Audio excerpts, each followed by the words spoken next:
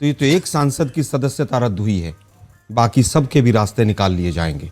ये बीजेपी वाले गंजों को कंघी भेज दें, जजमेंट कुछ आता है, बताते कुछ है मीडिया में। गौरव भाटिया जी, अगर राहुल गांधी बीजेपी ज्वाइन कर लें तो क्या उनके ऊपर से मुकदमे हटा दिए जाएंगे? देश में इतनी लूट, हत्या, डकैती, कई तरह के मामले हैं, उस पर कोर्ट का इतने जल्दी एक्शन क्यों नहीं होता है? राहुल गांधी जब भी प्रेस कॉन्फ्रेंस में आते हैं तो वो नौकरी और विकास पे जरूर बात करते हैं। हार्दिक पटेल पर 23 मुकदमे थे, देशद्रोह का मुकदमा था, किसने जांच की और किसने बरी किया? चिल्ला क्यों रहे? वही गुजरात है ना? चिल्ला क्यों रहे? बिल्किस बानो के तमाम लोगों के केस वापस हुए, वही गुजरात है। चिल्ला क्यों रहे? आलोक जी इधर देखिए।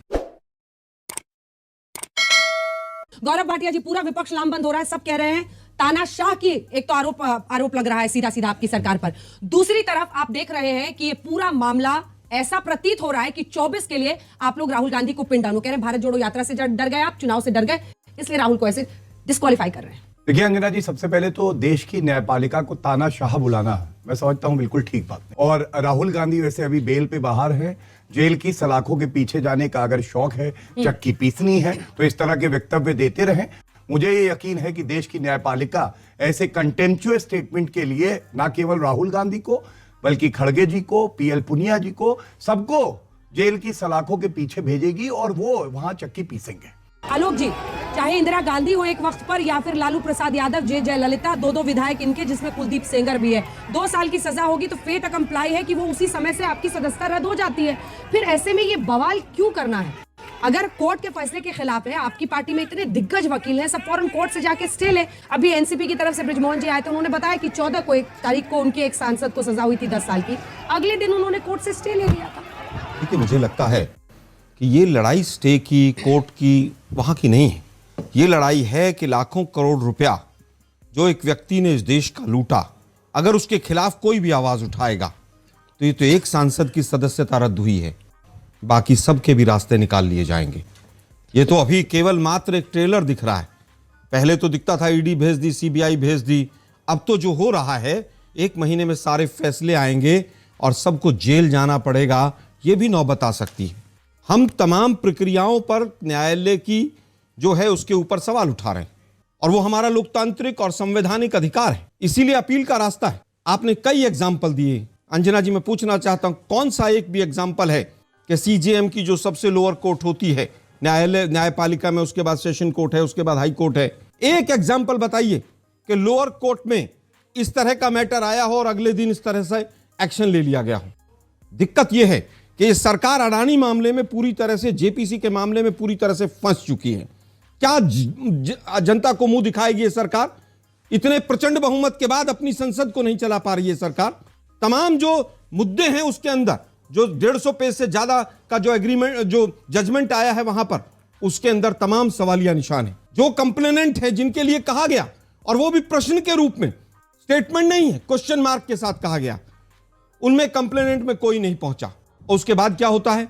कंप्लेनेंट में कोई नहीं पहुंचता है, लोकल स्टैंडाई है कि नहीं, मर्डर एक राज्य में हुआ, केस दूसरे राज्य में चलेगा, आईपीसी की धारा में 202A में ऐसा कोई प्रोविजन नहीं। पुलिस ने कोई इंक्वायरी नहीं की, ना जज ने किसी इंक्वायरी को इनिशिएट किया।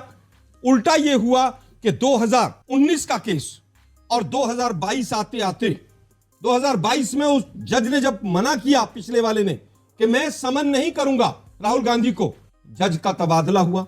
जब तक तबादला हुआ तब तक हाई कोर्ट चले गए वो कंप्लेनेंट जो है, बीजेपी के एक एमएलए हैं वहां पर, और ये कहा गया कि जब तक ये जज रहेंगे आप इसको किसी तरह से रुकवाइए। हाई कोर्ट में गए, स्टे लिया गया, और स्टे को वैकेंट कब किया गया? 16 फरवरी को 2023, पिछले महीने, 1 महीने के अंदर, 27 फरवरी को, पिछले महीने, केवल एक डेट लगती है 8 मार्च की, अडानी का मैटर सामने होता है और उसके बाद ये फैसला आ जाता है।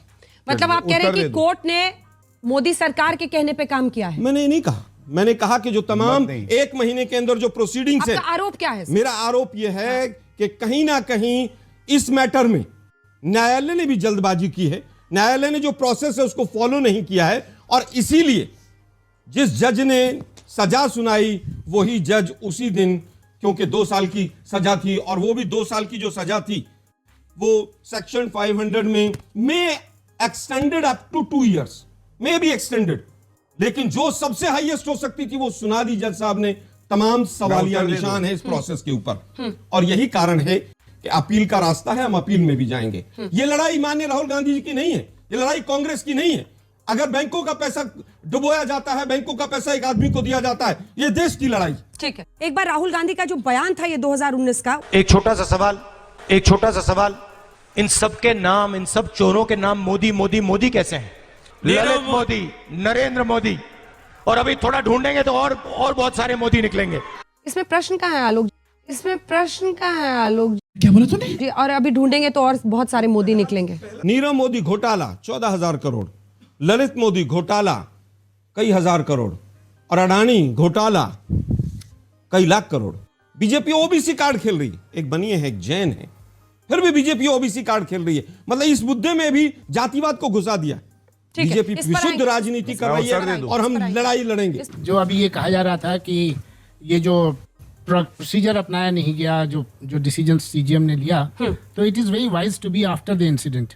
इशू ये है कि क्या ये बिंदु जब वो प्रक्रिया चल रही थी, जब सीजीएम कोर्ट के यहाँ प्रोसीडिंग्स चल रही थी, तो उठाई गई या नहीं उठाई गई? अगर वो नहीं उठाई गई तो उस कोर्ट को ब्लेम करना मेरे विचार से उचित नहीं है। छोटा सा ठीक है, उत्तर तो यहीं का आलोक इसी जी बिंदु पर जल्दी दे से देता छोटा हूं। सा जवाब मैं केवल ये कह रहा हूं कि आर्ग्यूमेंट एक दिन हुआ केवल, और वो भी कब हुआ? जब नए जज साहब आ गए हैं। आर्ग्यूमेंट एक दिन चला, कोई इंक्वायरी नहीं हुई, इसलिए सवाल उठाने का हमारा अधिकार है। लोअर कोर्ट से हायर कोर्ट में जाने का, अपील करने का हमारा अधिकार है, और हम वो करेंगे। कंप्लेनेंट पहली बार कि साहब हाई कोर्ट में जाते हैं और कहते हैं कि साहब स्टे दे दो, अभी मत करो, अभी प्रोसीडिंग मत करो। क्या कारण था? क्या पिछले वाले जज साहब ठीक नहीं थे? क्या उनके अनुकूल फैसला नहीं दे रहे थे? क्या वो स्टे के लिए हाई कोर्ट में कंप्लेनेंट क्यों गया? सबसे बड़ा इशू ये। अंजना जी, सवाल ये पूछा गया था कि क्या राहुल गांधी की, खड़गे जी की और कांग्रेस पार्टी की आस्था देश की न्यायपालिका में है या नहीं है? क्योंकि खड़गे जी ने कल सवाल उठाए न्यायपालिका पे। लेकिन मैं ये जरूर बताऊंगा, और सुप्रीम कोर्ट के जजमेंट की एक लाइन, ये राहुल गांधी ने जब माफी मांगी थी वो जजमेंट है, एक लाइन पढ़ देता हूं। सुप्रीम कोर्ट ने कहा था, certainly mister Gandhi needs to be more careful in future. लेकिन इस मामले में उन्होंने कोर्ट में कहा कि मैं माफी नहीं मांगूंगा। मैं बता रहा हूं आपको, और साथ के साथ ये भी कहा कि मैं चौकीदार चोर है, इस बात पे माफी नहीं मांग रहा। Wrongly coating the supreme court में माफी मांग रहा हूं। अच्छा चलिए, हो गया। ये बीजेपी राहुल वाले गंजों को कंघी भेज दें। जजमेंट कुछ आता है, बताते कुछ है मीडिया में। अरे राहुल गांधी ने अंधों को सूरज दिखा दिया, जब अंधेरा ही अंधेरा है, तो आप गंजों को कंघी की बात ना करिए। अंधों को सूरज दिखाना हिंदू संस्कृति में, शांत करिए। मैं फिर कह रहा हूं, अंधों को सूरज देखने का अधिकार है। शायद भाजपा के लिए नहीं ठीक होगा। है, अच्छा, सारे भाजपा के पिद्दियों को भी अंधभक्तों बिस्किट को खाने का सूरज देखने अधिकार है। नहीं है। बिस्किट उछालो, पिद्दी खाएंगे। चलिए, मेरा सवाल बीजेपी सरकार से है, अगर राहुल गांधी ने मोदी जी के सरनेम पर टिप्पणी 2019 में की थी, तो तब आपने एक्शन क्यों नहीं लिया? अभी 2023 में क्यों ले रहे हो? क्यों आप मतलब ये चुनाव से डर रहे 2024 के चुनाव से? जवाब, मेरी बहन कंप्लेंट तभी की है। 4 साल कंप्लेंट जब तभी आप की है, मुकदमा कंप्लेंट चलता तभी है की तो 19 के मामले टाइम में। लग जाता है। देश में इतनी लूट, हत्या, डकैती, कई तरह के मामले हैं, उस पर कोर्ट का इतने जल्दी एक्शन क्यों नहीं होता है? ठीक है। और इस तरह के मामले में जल्दी मतलब आता है प्रश्न। आप कोर्ट पे बीजेपी से पूछ रहे हैं? जी, अच्छा, राहुल गांधी जब भी प्रेस कॉन्फ्रेंस में आते हैं तो वो नौकरी और विकास पे जरूर बात करते हैं, लेकिन फिर भी उनके इस सारे विकास में से, इस सारे शब्द में से कुछ गलत वर्ड निकाल करके बीजेपी लोग पकड़ लेते हैं। तो क्या आने वाले जो चुनाव होने वाले हैं तो बीजेपी सरकार उस गलत वर्ड को पकड़कर ही चुनाव लड़ेगी या फिर विकास पर भी लड़ेगी? गौरव भाटिया जी, अगर राहुल गांधी बीजेपी ज्वाइन कर लें तो क्या उनके ऊपर से मुकदमे हटा दिए जाएंगे?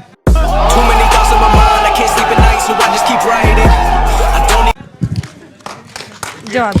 सवाल है। सबसे पहले तो भारतीय जनता पार्टी ज्वाइन करने के लिए आपको कर्तव्य परायण, मेहनत और ईमानदार होना चाहिए। मेहनती वो है नहीं, ईमानदारी, भ्रष्टाचारी भी है, तो ज्वाइनिंग का तो सवाल ही नहीं उठता है। क्या ये जो एक्शन लिया गया है ये कांग्रेस के लिए एक बहुत बड़ा झटका हुआ, क्योंकि कहीं ना कहीं आपका 2024 का इलेक्शन आपके सर पे है? हाँ, जवाब दीजिए। देखिए, झटका तो कांग्रेस के लिए नहीं है, लड़ाई कांग्रेस की है। झटका देश के लिए होगा, भारतीय लोकतंत्र के लिए झटका है। जिस तरह से त्वरित गति से काम किया गया। किसी ने कहा देशद्रोही, मीर जाफर। राहुल गांधी के पिता कौन है? राहुल सरनेम किसका है? डायन, सद्दाम, चतुर बानिया, गोली मारो। आज वो ज्ञान दे रहे थे गोली मारने वाले, रामजादे, हरामजादे। पूरी एक कम्युनिटी को हरामजादे कहा गया। किसी थाने में एफआईआर नहीं हुई। किसने कहा गया? एक सांसद ने कहा दिल्ली के चुनाव में, और उसको 6 महीने बाद प्रमोट करके मंत्रिमंडल में, केंद्र में ले लिया गया। एडीआर की रिपोर्ट कहती है 96 सांसद ऐसे बीजेपी के जिन पर हीनियस क्राइम्स है, लेकिन वहां पर एक्शन नहीं होगा। मोदी का याद होगा स्टेटमेंट 2014 का संसद में जाकर माथा टेका था दिखावे के लिए और कहा था कि मैं 2 साल के अंदर जितने भी पॉलिटिकल केसेस हैं उनको खत्म कर दूंगा। मुझे एक केस बताइए जो 2 साल के अंदर खत्म हो गया हो। लेकिन इन चीजों के ऊपर नहीं होगा। अभी तक किसानों को इनकम टैक्स से नोटिस जाते थे, वो 3 काले कानूनों का विरोध कर रहे थे। शिवसेना के एमएलएस को इनकम टैक्स और ईडी के नोटिस जाते थे, वो वहां ज्वाइन कर लेते हैं, सब खत्म हो जाता है। 1 महीने के अंदर एक आर्ग्यूमेंट और कह रहे हैं कि साहब ये 4 साल क्यों लगे। बीच में जो कंप्लेनेंट है जिसका लोकल स्टैंड आई नहीं है, जिसके लिए नहीं कहा गया, वो बीजेपी का एमएलए है।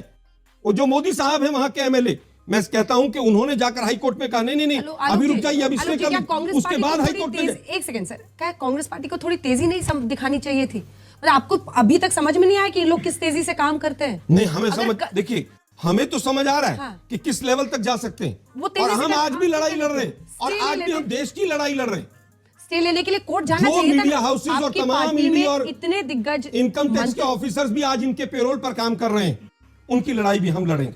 आने का समय आने दीजिए। ऐसे मामलों में लोग बिल्कुल हमने देर नहीं की। ऑर्डिनेंस तो राहुल जी ने फाड़ा था ना सर। हमने ऑर्डिनेंस फाड़ा गया, चाहे आज उसका कोई भी परिणाम किसी भी रूप में आ रहा है, मैं समझता हूं ऑर्डिनेंस भारतीय लोकतंत्र के लिए खतरा था और इसीलिए वो फाड़ा गया। अब मैं इनसे पूछना चाहता हूं, हार्दिक पटेल पर 23 मुकदमे थे, देशद्रोह का मुकदमा था, किसने जांच की और किसने बरी किया? उत्तर दीजिए। व्याकुल हूं। यही गुजरात था, वो आज इनका एमएलए है, वो मोदी साहब को फेंकू कहता है, मोदी साहब को यमराज कहता है। किसने जांच की, जरा बताइए मुझे।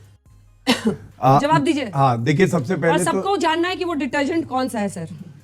ठीक है, देखिए सबसे पहले तो भूल जाते हैं गजनी है, ये राजनीतिज्ञ है, इनको ये नहीं याद रहा कि कब्र खुदेगी हार्दिक पटेल पे उत्तर दो ना भाई, इधर उधर क्यों लेफ्ट राइट चिल्ला क्यों? देशद्रोही का डांट खा के आए हो क्या? राहुल गांधी ने डांटा है? अरे भैया सारे केस वापस हो जाते हैं, वही गुजरात है। चिल्ला क्यों रहे? वही गुजरात है ना? चिल्ला क्यों रहे? बिल्किस बानो के तमाम लोगों के केस वापस हुए, वही गुजरात है। चिल्ला क्यों रहे? आलोक जी इधर देखिए। दर्द बहुत है, दर्द है भैया। बरनौल है तो 2 यार लगाए, जले हुए हैं अंदर से, खाक हो गए, राख हो गए, और लड़कर जीतेंगे आपसे।